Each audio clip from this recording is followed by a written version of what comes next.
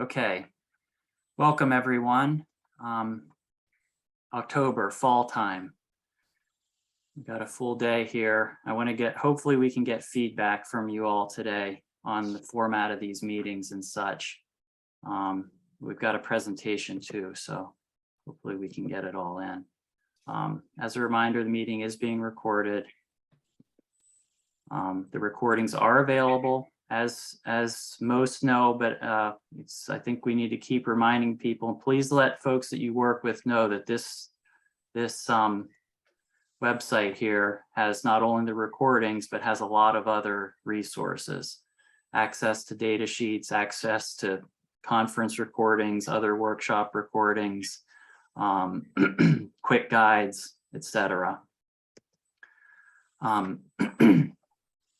As usual, we are here on the third Thursday of the month, 2:30 to 3:30.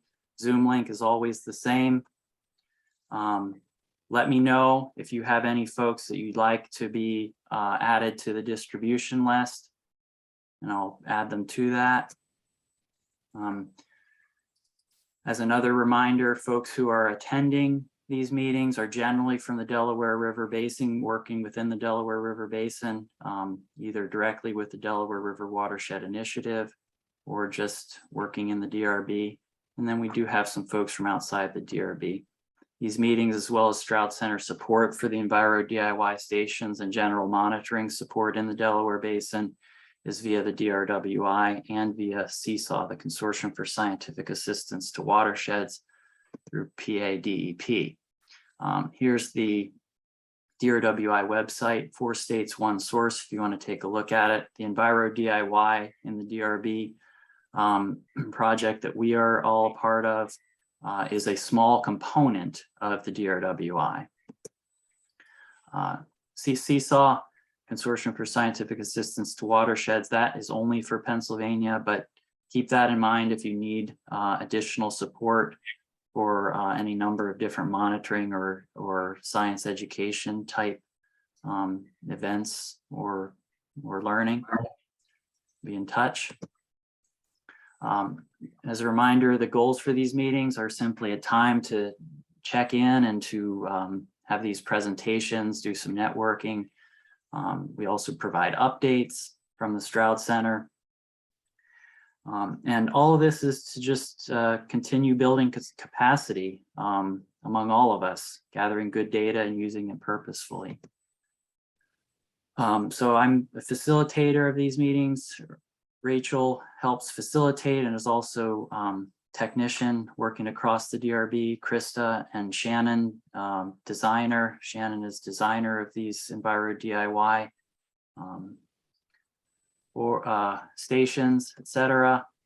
And Elena is supporting Rachel now. Carol and George, Master Watershed Stewards, who are available for mentoring and assistance, especially in southeastern PA.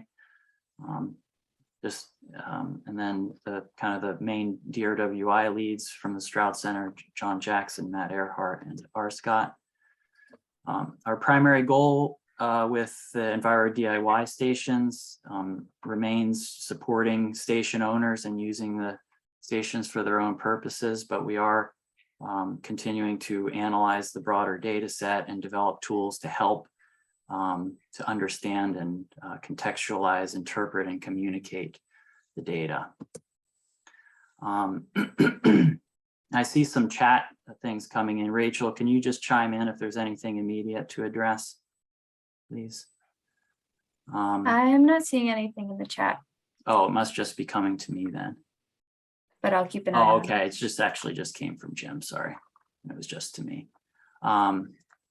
So here's our agenda. So we have some updates. We're going to talk about some winter salt in the presentation, and then hopefully we're going to have some time to discuss, hopefully get some feedback from you all on the just the format of these meetings and the content. We've been doing the meetings for, I guess, about 2 years now. So we just wanted to kind of check in. Maybe it means getting some direct feedback today, but maybe it also means figuring out, that we need to do a poll of some sort that we can send out to the broader group. So just wanting to revisit sort of if these meetings are helpful in providing what folks would find useful. Good idea. Thank you. Sure. Okay, so into updates. So just a quick update. Shannon mentioned that this is the time of year. There's lots of leaves falling in the water that can foul sensors, particularly the turbidity sensors. So if you're getting turbidity fouling more so now, just keep in mind that that could just mean that leaves are kind of wrapping around the sensor. Power issues here, you know, the leaves are still on the trees for the most part. So blocking sunlight at the same time that light is diminishing. So there can be power issues. Once the leaves fall, things should improve. Until then, consider cycling batteries to just get through that time period. Rachel and Elena are continuing to collect grab samples across the DRB for all the new stations that have been deployed in 2022. That's about 20 stations. So they're just kind of doing that as they're able according to weather and their schedules and such. So if you have any questions about that, feel free to be in touch. Or if you have any concerns about access or anything like that, feel free to be in touch. We talked about salt snapshots last meeting. There's a number of groups that are doing these this fall. If you would like assistance in planning to do this, feel free to be in touch, or just if you just want to talk about it, whatever, feel free to be in touch. There is a protocol you can follow, and it's a basic protocol, but it's something that can be adjusted according to personnel you have, time you have, etc. So this is sort of the idea. We just wanted to bring this up so you can think about it through the presentation. But again, this idea of revisiting the format and the content of these meetings, is it providing support that you're needing? What are you needing that might be beyond these meetings or can be incorporated into these meetings, that type of thing. So just think about that. We can talk about that today, but maybe it can be a discussion over the next several weeks or month or whatever, and we can sort of take feedback today and then maybe think about a poll to go out to the many folks that are not attending these meetings as well. Okay, so any questions at this point before we get into the presentation? Sounds positive. Thank you. Sure, Bert, thank you for that feedback. Oh, Dave, do you want to share my link? Yeah, Jim, why don't you just put it into the main chat? Or here, I can. Oh, okay. Yeah, I don't know how to make it a link. I just paste the whole thing. There we go. There, Yeah. I just posted it to everyone. So I was sort of almost as a joke, I sent this to Dave. I said, you guys got to get one. I'm sure they're pricey, but definitely looks like a cool gadget to get. May as well share. It's always good to communicate. So it doesn't hurt to share things. You never know what people may be looking for or needing. So thank you, Jim. Okay. Anything else? Okay. So winter salt. 3 main points here. Winter salt, we're talking primarily about road salt. In the eastern US, that's the main, as far as I understand, that's the main salt contaminant. There's certainly salt from treatment plants and other salt sources, such as mining and fracking and so on, but the main sort of broad scale contaminant is road salt, to my understanding.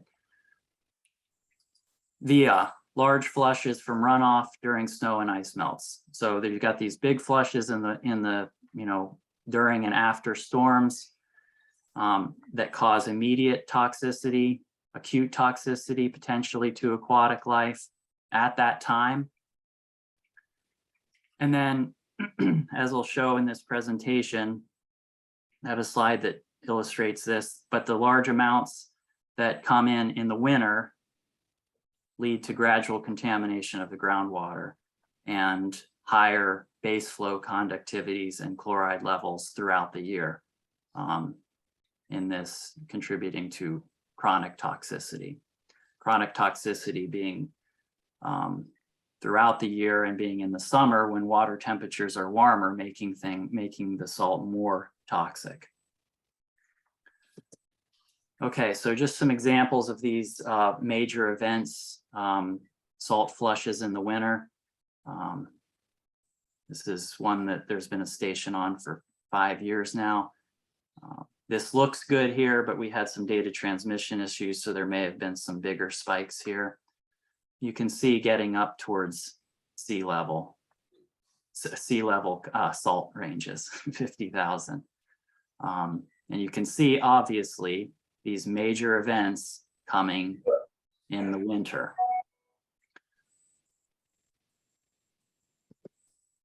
There's another one in Westchester. These are mostly urban areas, as you might expect, where there's lots of roads, parking lots, etc., with lots of salt application. Wintertime spikes exclusively. Here again, very predictable wintertime major salt spikes. And if we zoomed in here, you can see that most of these, the base flow levels are going to be far higher than what natural base flow levels would be in these regions. So salt flushes, spiking in the winter, and then contaminating groundwater over the years, rising base flow salt levels. This is the worst one. We've brought this up several times. This is one in the Philly area as well. A headwater area. A lot of these super high spikes are occurring in small tributary streams. This one drains a parking lot and some other impervious surfaces. You can see it almost doubled seawater in one event and multiple events where it hit seawater. And again, groundwater there is running at about 1,300 microsiemens per centimeter, whereas natural levels would be 100 to 200. So the idea here, though, is with this presentation is to, at least part of the presentation is to talk about, well, we have the conductivity data from the continuous sensors, but then how do we get a little more specific about what that actually means for chloride? Because conductivity can vary naturally. So you want to measure chloride across these different conductivity ranges that you see at the different sites. So here, just the idea, measuring chloride during the peaks and different ranges of the peaks. And, you know, so we have a general idea chloride's going to be lower than conductivity, you know, but it's gonna vary site to site. Once you get to a certain level, it's going to sort of converge and you're going to have pretty similar levels.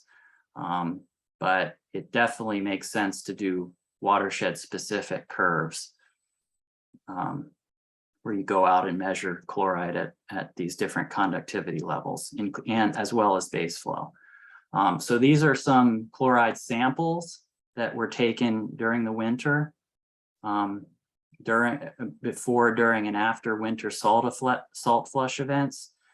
So these are individual samples. They don't represent the actual maximums. You can get the maximums once you apply your rating curve to your continuous data. But we can see here that just these samples, you know, a third of the samples, a quarter of the samples were exceeding these US and Canada acute thresholds. Non-winter samples. So this is basically at base flow from streams throughout the Delaware River Basin. You can see that at base flow, you're not exceeding these acute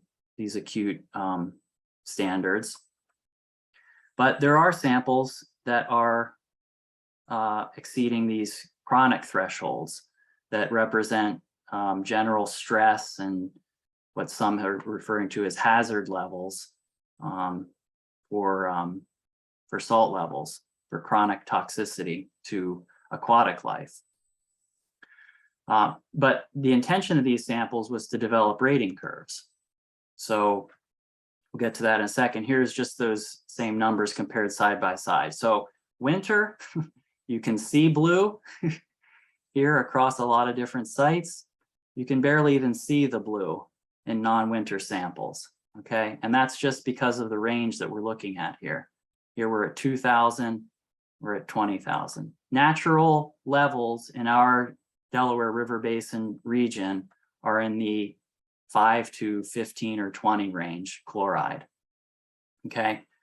So you can see that winter samples are far, far exceeding that. And if we zoomed in here, you could see that even the non-winter samples are exceeding many, the majority, I would even say, are exceeding the natural levels. Okay, so the idea with collecting those chloride samples across the range of conductivity values is to develop this type of graph here in which you are relating chloride to conductivity. Once you have this equation, then you can take and apply that to all of your conductivity data or your conductivity averages or maxes or whatever, and then get an actual chloride value for any or all of your continuous conductivity data. So just to further discuss that general point here and the importance of winter samples in terms of really drilling down on salt levels. Red here represents all the samples that you would take during a salt flush event. So whenever spikes are happening. So you can see this is a multi-site curve. This is, I don't know how many sites. This is probably 20 or so sites, I guess, that are in this chloride to conductivity curve.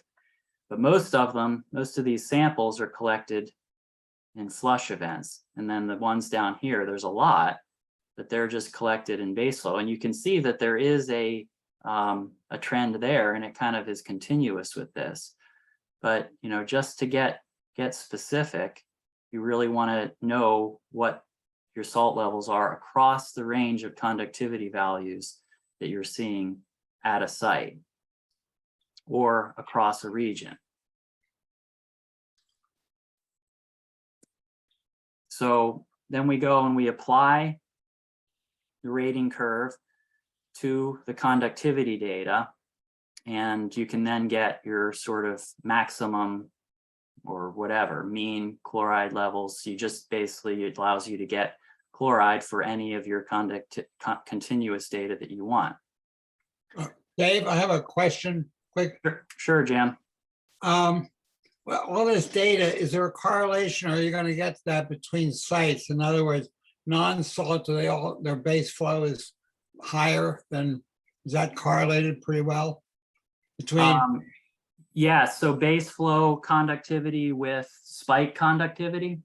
Yeah. Yes, I have a plot that shows exactly that. So just hold on and I'll show you that. That's a great question though. And that is part of the point of sort of, just the understanding of like this contamination in groundwater seems to be coming from spikes in the winter, as you would probably expect, but the data do say that.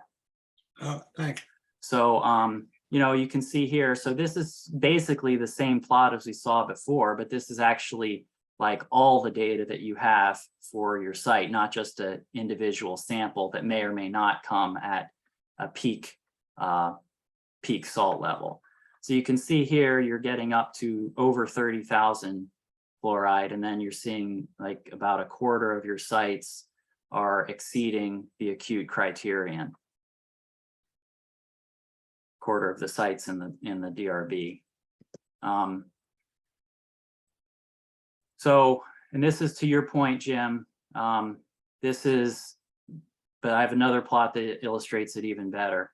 But you can see that, and also I want to point out here, I have imperviousness on the right axis, and you can see that impervious surface, it goes from orange, red, orange, yellow, green, down here to mostly blue on the right. So this is mean conductivity throughout the year. And again, you can see that, this 50 milligram per liter level is one of the lowest levels that is being pointed out in terms of chloride. You know, it's about a quarter of the sites are exceeding that level that are being influenced by that level of salt. And this is a little awkward here. I've sort of imposed chloride levels on where they were estimated to be for conductivity. So 50 is associated with about 200 and some conductivity. So moving along here, this is the graph that I was referring to regarding Jim's question. So this is conductivity values, 99th percentile of conductivity values, which means it's all basically the highest conductivity values observed at a site. So values that are not just the maximum, but that are a part of the spikes. So the up and down of a spike above base flow. So this is basically just describing spike data on the y-axis here. And again, I've got imperviousness on the right axis, right y-axis, and then non-storm, so base flow conductivity means. And so you can see here a very clear upward trend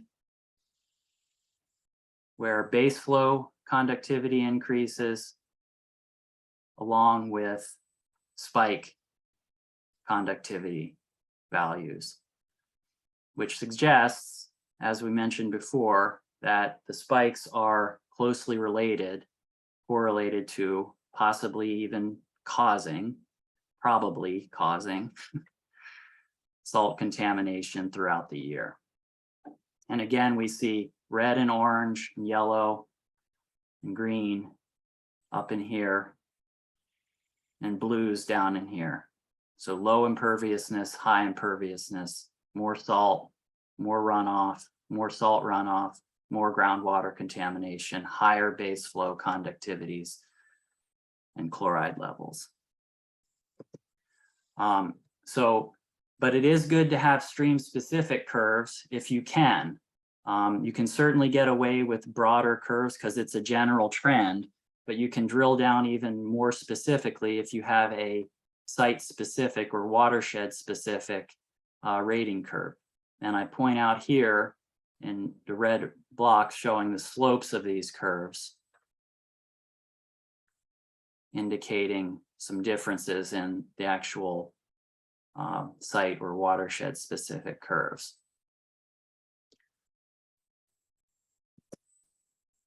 To that end, this is one example, Angelica Creek watershed. So this is their curve here. These are winter samples.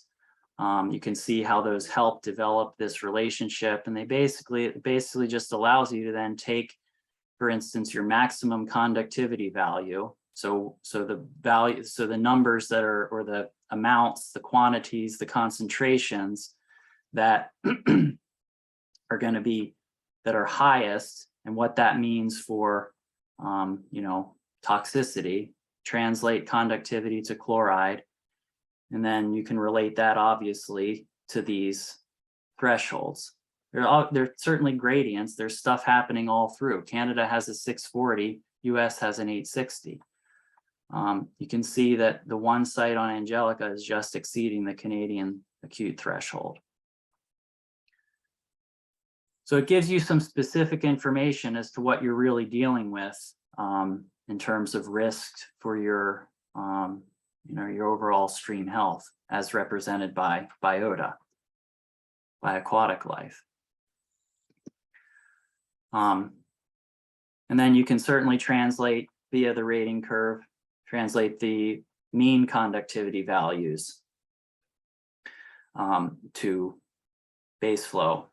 This is summer, so that's the sort of worst time for base flow chronic levels, because you're going to have the ions concentrated the most, and you're also going to have the warmest water. So it's not a good time for streams that are contaminated. And you can see here that they are starting to exceed, just starting to exceed some of these lowest levels of chronic toxicity, chronic impact. So that's what these rating curves allow you to do, just get a little more specific. So how are we doing on time here? Okay, so we've got about a half hour. Good. Cations.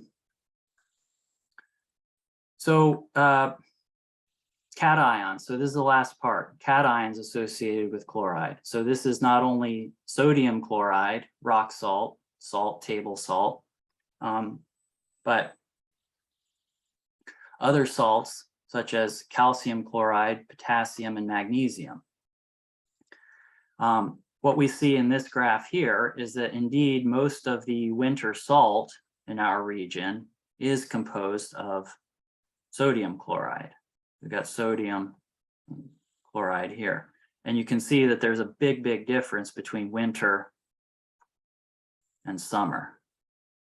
Winter blue, summer red.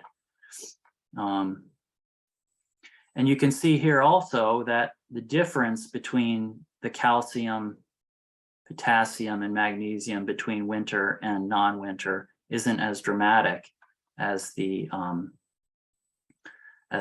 sodium chloride, which I guess suggests that there's just more, it's lower, and so you're starting to represent here some natural levels of these cations.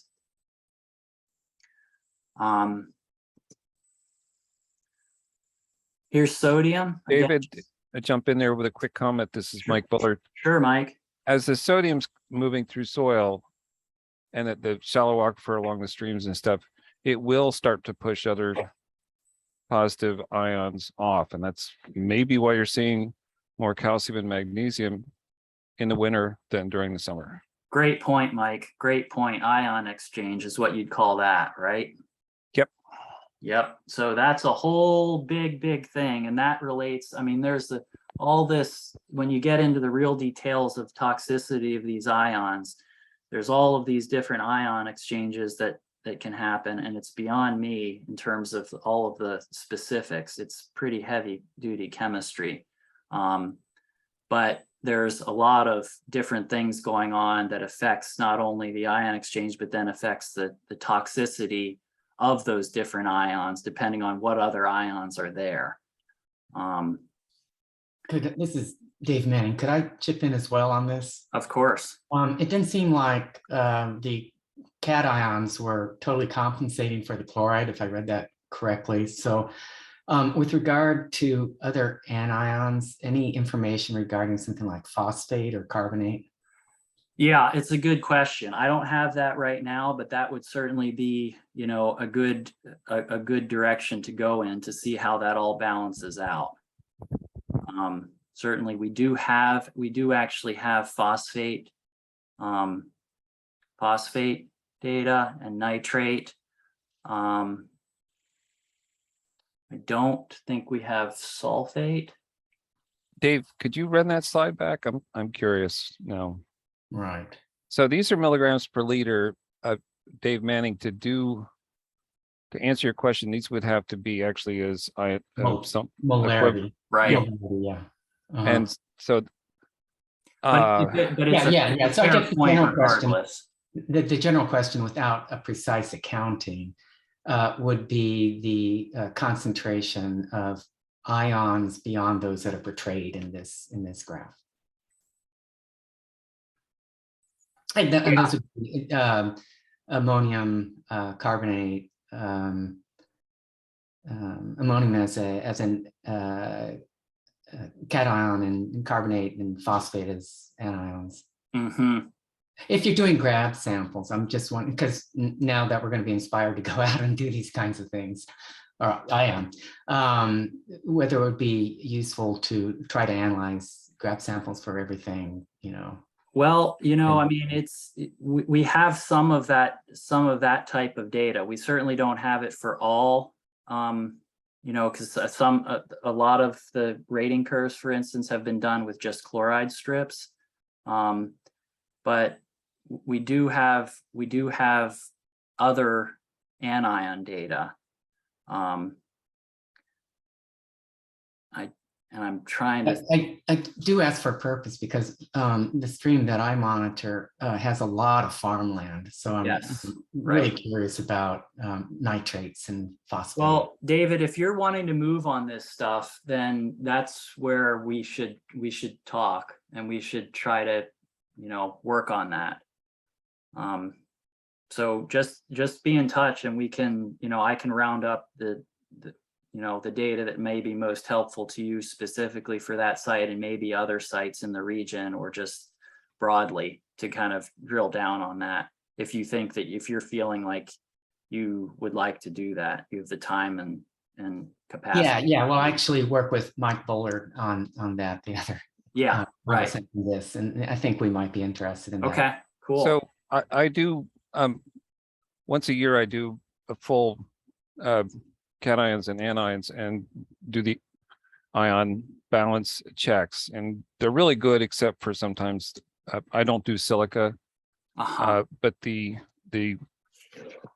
ions add up, the electrons add up. So Dave, I can send you that data. We will have that for your site for the spring sample.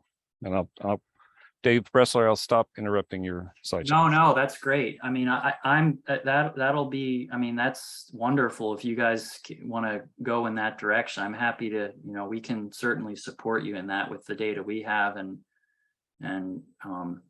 Yeah, so I guess the idea would be to sample at a number of times throughout the year in order to get base flow samples and flush samples and so forth for each monitoring site. Yeah, I'll stop too.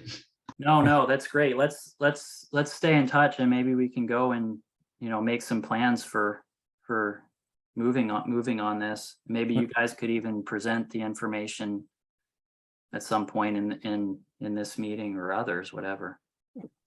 We can get samples. The problem is that's a fair number of different parameters, and there's some time involved. Yes, that's always the limiting factor, it seems. Cool. Awesome. Great comments, guys. Appreciate it.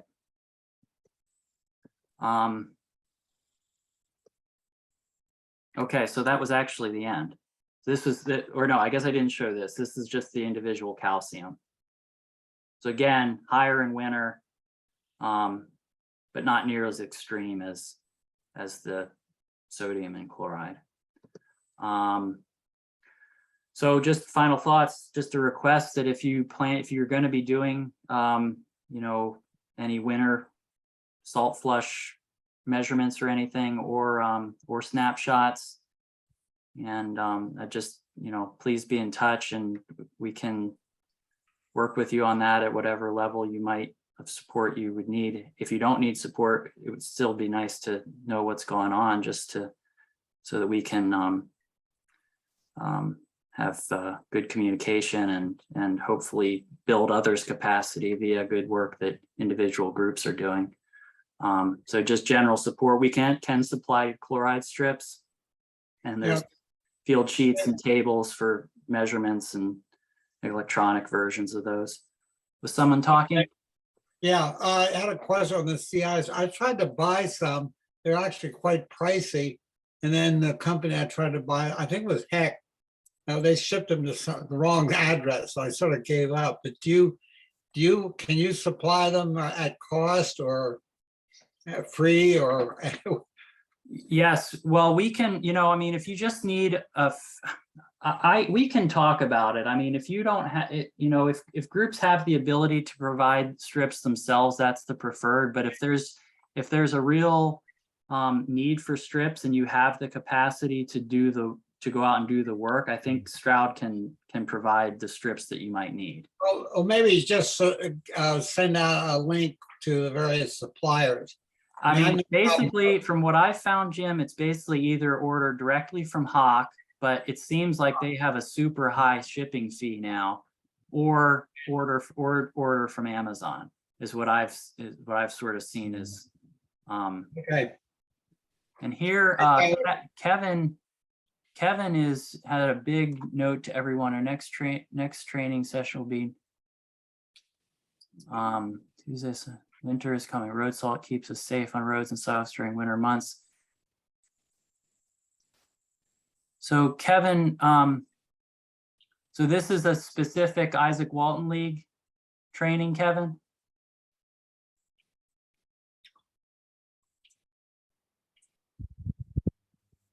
Maybe Yes, it is. Okay. Yes, it is. Sorry. Okay. Yeah, it's for the Isaac Walton League. It's just a way to get free test strips if you're only looking to do a couple samples. So it's kind of related to this, but it's more of a education and outreach capacity, but it does come with free test strips. And Kevin, they can, if you do that, they can provide not only the low range strips, but the high range. Is that correct? Correct. You have to ask for the high range, but they will send them if you ask. Okay, good. And that's a key point with doing the winter work. I mean, summer work, you can just go with the low range almost across the board. But with the winter, you really need the high range. I mean, some sites, not necessarily, some not super urban areas, you can do the low range, but in the urban areas, you're probably going to need the high range strips. And even there, those top out at 6,000. So if you're in a really bad area, you're going to top out those even. So Dave, I have a question. Yeah. I just ordered from Hawk, and I ordered from Amazon first, and I ordered the 30 to 600 milligram per liter, and then the Amazon sent me the 300 to 6,000. So I sent it back. They sent me the same thing again. Oh, So yesterday I actually called up customer service. They said, well, that's okay. You just keep the 300 to 6,000 and we'll go to a different vendor. Well, I just went right to Hawk and bought the 30 to 600 myself from Hawk instead of going from Amazon. So Amazon is a little bit of a zoo in terms of getting the test strips, just FYI. meaning they sent you the wrong thing. Yes, but now you're talking and I got it for free, the high range. So I'm kind of happy about it. Cool. Yeah, I mean, hopefully you don't need the high range where you're at, Jim. I mean, hopefully the Perkiomen and Hosensack aren't getting to that. I don't think they're probably getting up to that range, but you'll at least have them in case. Anything else on the salt stuff? Yeah, I had a question on the, well, sort of a long range one. Dr. Jackson, I remember him talking about the critters and what their tolerance of salt. But he said as they get, over time, they will adapt to higher salt levels. But is this over 10 years, hundreds of years? I mean, there's critters that live in the seawater. So I'm wondering, is there some time range? We have problems with our salt going up at a rate probably faster than critters can adapt. So is that sort of the issue? And is there a timeline? I don't know. I mean, it's, I don't think that you're not going to have like sensitive mayflies adapting to, hundreds of units. I don't think it's at that level, but I think there is, but there is adaptation, as John points out. I probably shouldn't answer any more specifically than that. Oh, okay, thanks. David, it's Grace. I have a question on, there are lots of different kinds of municipal road salts, aren't there? With some have a lot of different additives. Is that correct? Yeah, additives like other salt, like using other salts and such. Yeah, and I've seen in a Home Depot small bags with, for little home salting jobs that have all kinds of stuff in it.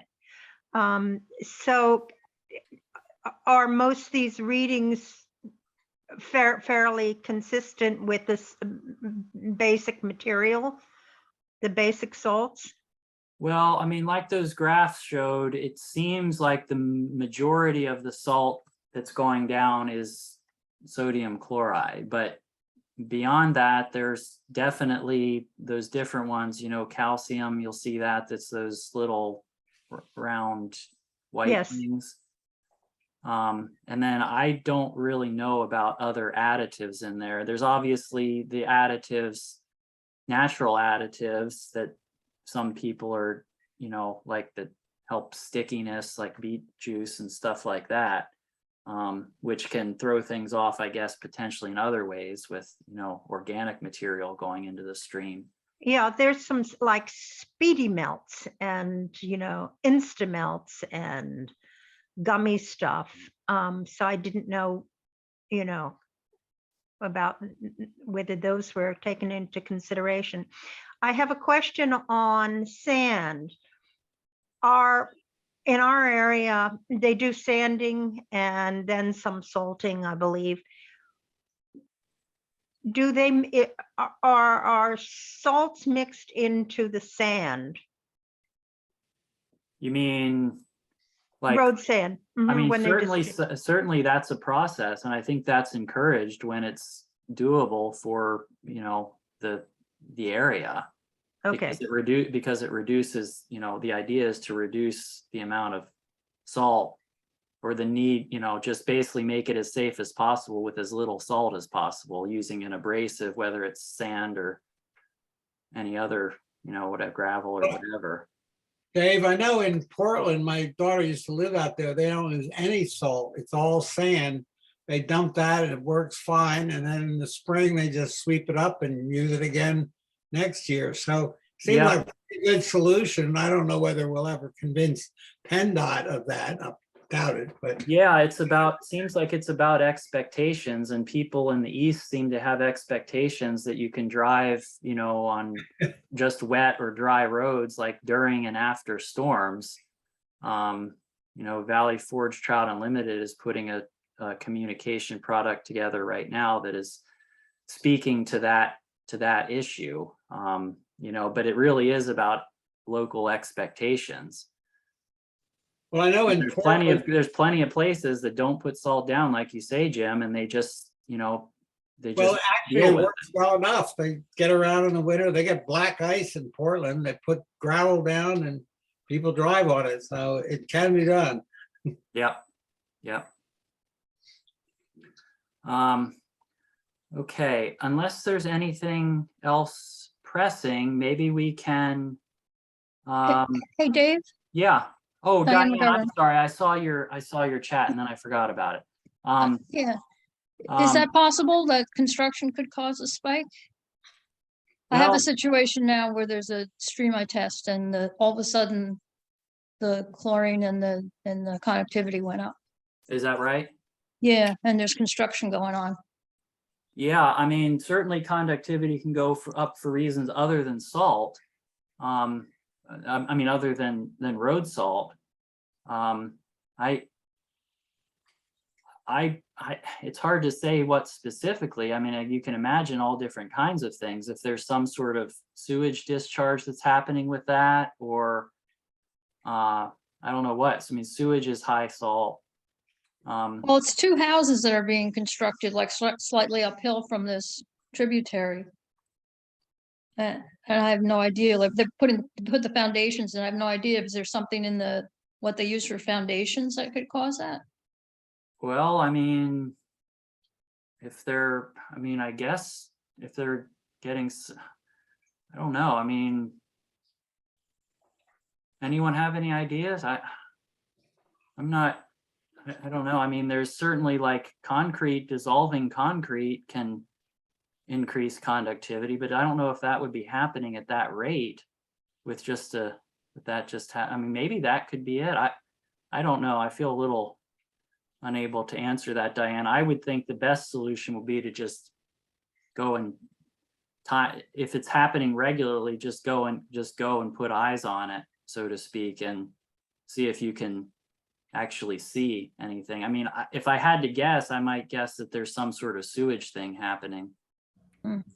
Okay, I'll look. Or maybe there's just a straight water leak, like a tap water type leak, because that's going to be higher conductivity as well. I mean, probably. I mean, tap water is often, I mean, if you're on a city water type thing, it may be upwards of. Well, I'm pretty sure these two houses would be on wells. Oh, they'd be on wells? Okay. Yeah. We've had a lot of experience where we are with construction runoff in tributaries. And it happens a lot when they are at the end of a day, when they are rinsing out the big concrete trucks, Okay. because they have to have those cleaned out. They can't have it dry internally. And there's often the flushes from that. And those are just go straight onto the ground. There's often even if they have straw bales, they just often shoot it down into a stream.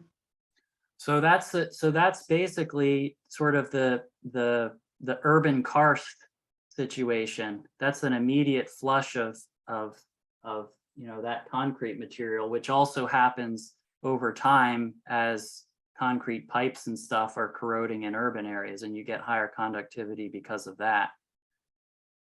Yeah. All right, well, it'll be interesting to see the next time I test. Calcium chloride for dust control. Mike is pointing out, but that's not really, that's something else. Sorry. So yeah, so that could be it, Diane. I would say just, if you can, just try to actually just time it according to when you're getting the spikes and see what you see. Okay, thank you. That's very good. Okay, Real quickly. Yes. This is Christine. Can you just let us know, for those of us who collected grab samples last winter, have all of those been processed, and would we be able to have the results of the different ions? Yes, and I appreciate you bringing that up, Christine. Rachel, could you make a note of that? And yeah, I can. Anyone that wants those results, please feel free to be in touch. Christine, I'll send those to you. And if you need any other sites, Christine, other than yours, let me know as well. I'll send you the 2 Pollen's Kill ones. That's perfect. Thank you, Dave. Sure. Okay, we've got about 10 minutes. So Rachel's going to take notes on this, and I know this is being recorded, so I know it can be harder for people to feel compelled to speak up and such, but, and maybe, I don't know, should we just end the recording? Maybe we should just end the recording so that we can talk a little more freely. Does that seem good to everyone? Or should we keep the recording going so that it's there and others can? Any ideas? I vote for keep the recording going. All right, let's do that. I agree. I'm not going to say anything about religion, politics, or sex. We can record. or bad restaurant reviews. Right. Now, I do have a question. Our sense of the fact, one I built at your workshop, it's here in Marsh Creek at Moores Road. And I noticed the conductivity, everything seems normal, but I get step changes periodically. And I've taken it out and cleaned it, but I haven't fully disassembled. In other words, slide that collar off and brush it. But Jim, why don't you give me a call or send me and Shannon and Rachel an email about that? Because I want to use this last time to just talk about the content and format of this meeting, if possible. Okay.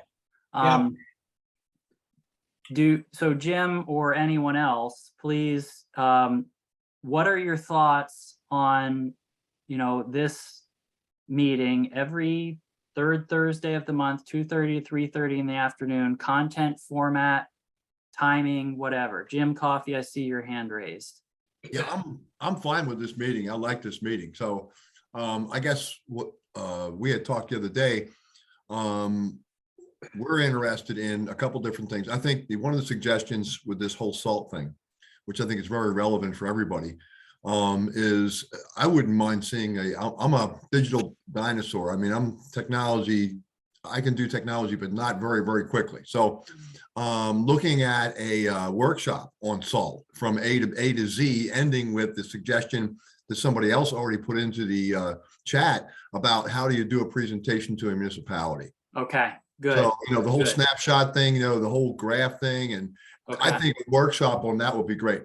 I know that I also mentioned to you that, which I don't know, you sound like you're downsizing right now, but we will also would like another workshop where, build your own mayfly, because we do, Okay. like I mentioned about putting one on the west branch of the Perk Yeoman. Good, good. All right, so Rachel, make a note that there's still question about another build workshop for 2023, but more prominently, a workshop that specifically addresses salt monitoring and specifically taking that information to local decision makers and how to do that.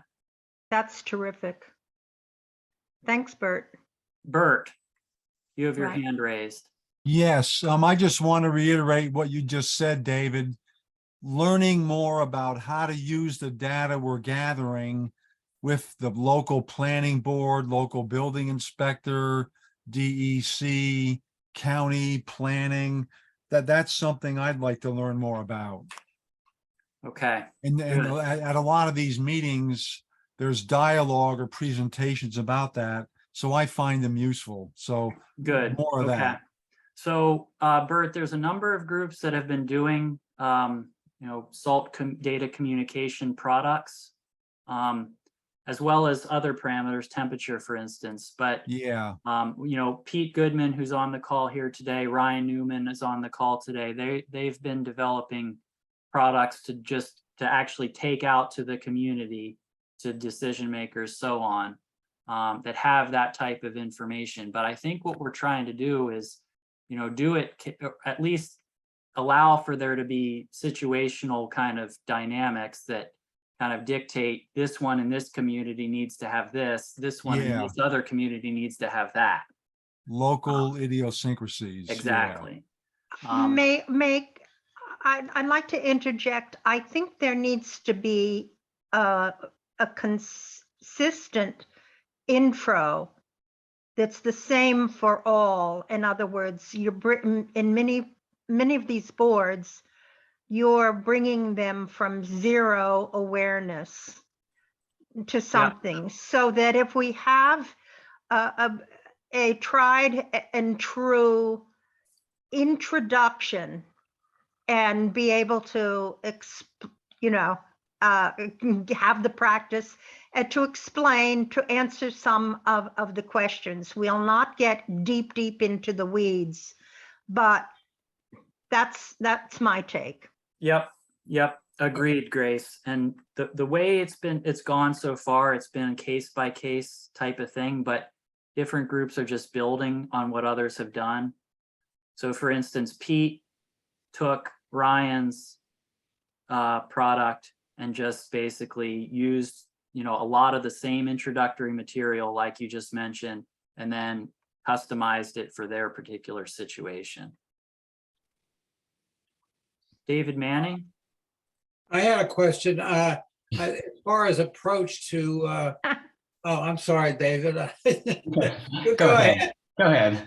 Well, I'll be quick. EACs might be a good place to start, because the township start at the bottom and work up rather than start with PennDOT and get frustrated. Yeah, great point, Jim. Great point. EACs are probably a good place to start. Great. It's all yours, David. Okay, great, thanks. Dave, I get a lot out of these meetings. I like the format. I like the once a month kind of presentation. I think people cycle, you have new people coming on and old people coming off. And I think even information, if it's repeated, is really good.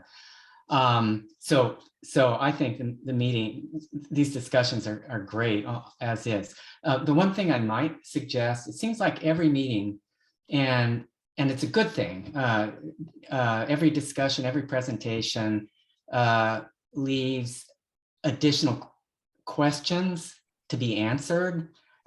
Many times we want to go into more depth on a subject, and in the time of the meeting, in the present, we're not really, no one has really the knowledge to do that.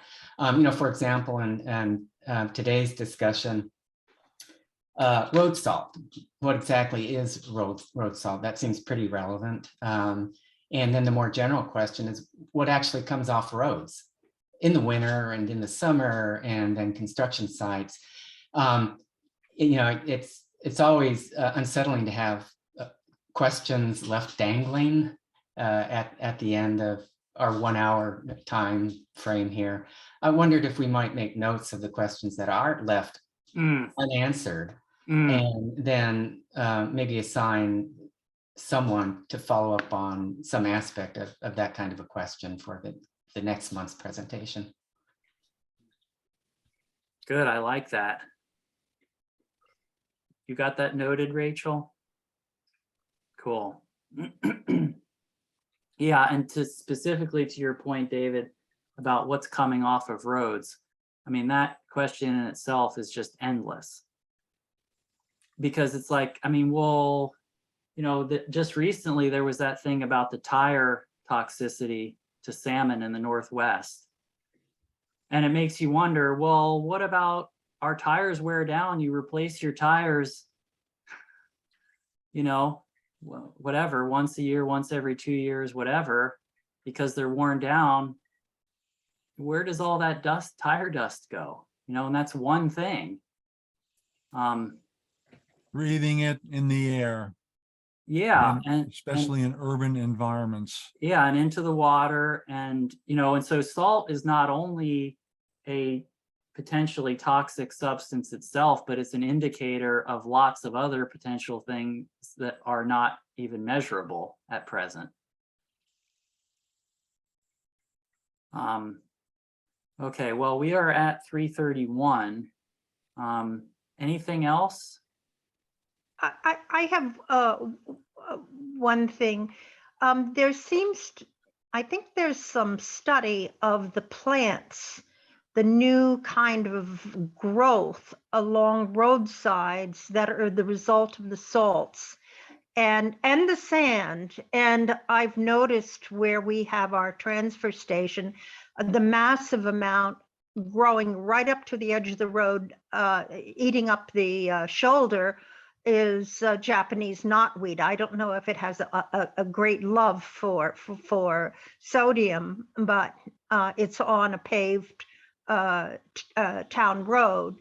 And I think if you don't know where the salts are going in the winter, the key thing is often observing what is coming up fresh in the spring.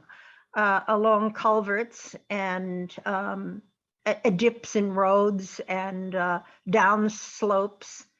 That's it.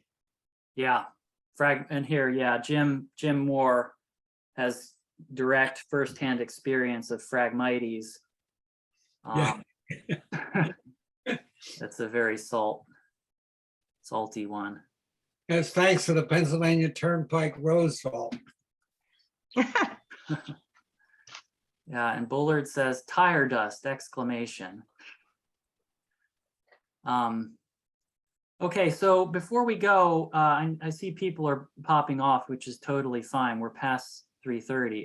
What do folks think about a survey? Does that seem like that would be appropriate for these meetings, or it seems like people are relatively okay with the format?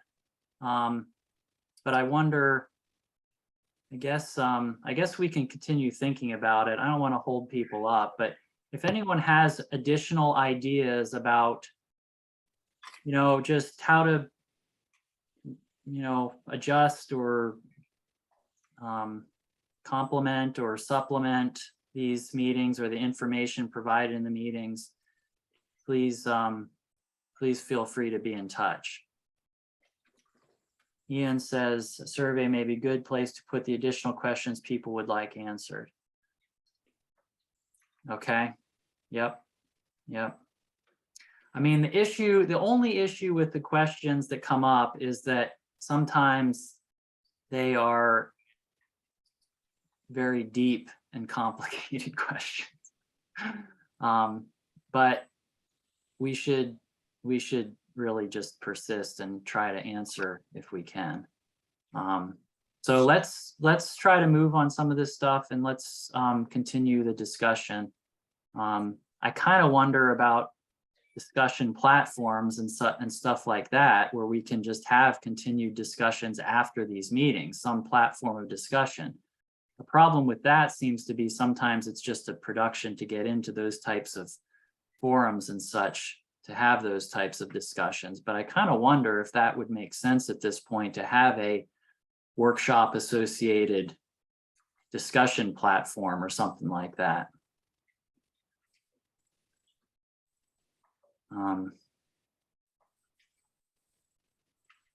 Well, Dave, so some groups, Modus that uses Slack channel, as a discussion forum. SLACK. SLACK, okay. No, SLAC, but it's a online forum. SLAC, okay. All right, good. Thanks, Jim. And thank you, Ian. That's something good to consider too.